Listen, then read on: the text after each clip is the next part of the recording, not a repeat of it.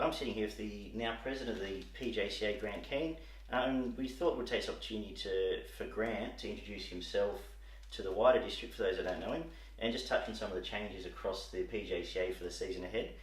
Thanks for joining us, Grant.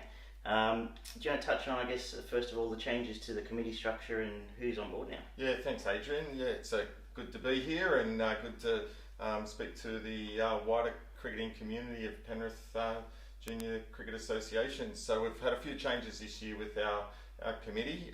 So firstly, myself as president, Craig Batty is the new vice president, John Jennings stays on as treasurer. We've got Rebecca Nichols as the new secretary and Rick Lennox as the rep coordinator. So those 5 people make up now the new PJCA executive committee, which basically formulates the plans and the strategies moving forward and implements the changes in regards to all the club changes. Yeah. So it's much different to what we're used to in previously. So the constitution's been changed from where the clubs used to have a management committee, a much wider group of people.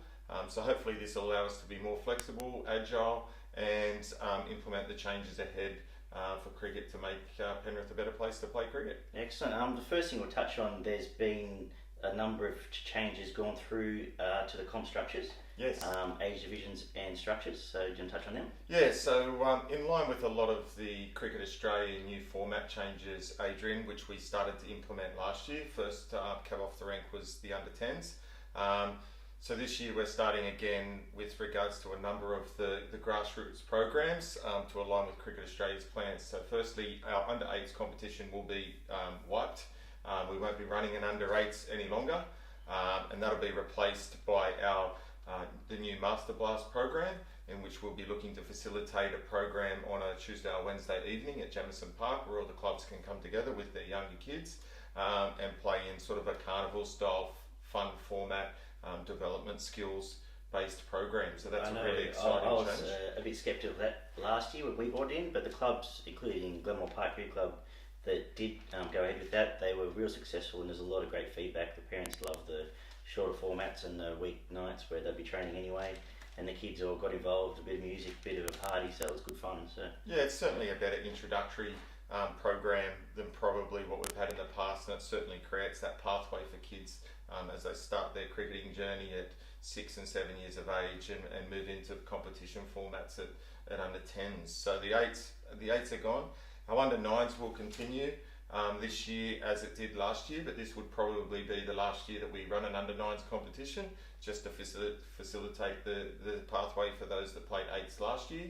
There's many clubs that won't run an under 9s teams this year. They'll just put them into the Master Blast program that we just mentioned, but there's also some clubs that still want to have that transition, so we've accommodated that this year in the under 9s. Moving into the other age groups, the under 10s, so that will continue in the current format as we implemented last year, in line with Cricket Australia's Stage 1 formats. So that's exciting.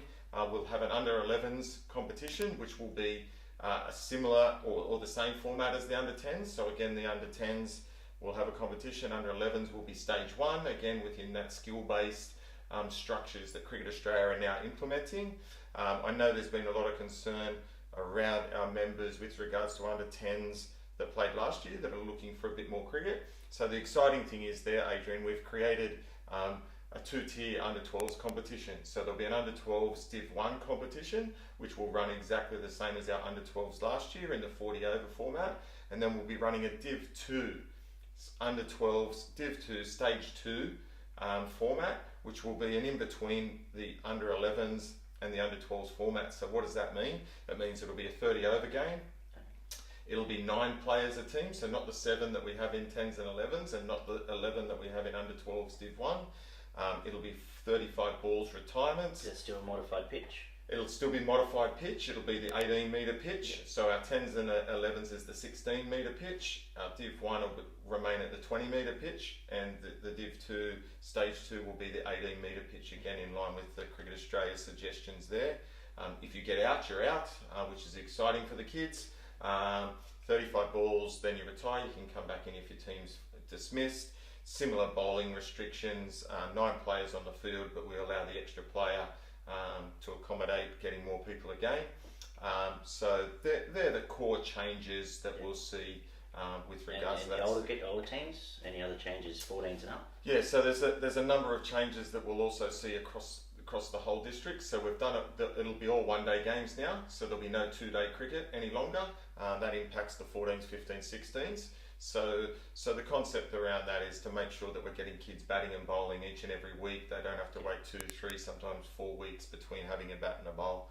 So get the match over and done with, and making sure that teams are, there's a lot of participation there. So this is really about participation, and there's a lot of focus also around skill-based development. So particularly even at our 10s, 11s and 12s now, because we've got these opportunities for kids to be based in the 11s and the 12s based on their skill base and their level of concentration and their interest level in cricket. So hopefully we'll be able to make a much more structured competition in that respect. And one-day finals as well as a result? So one-day finals as well.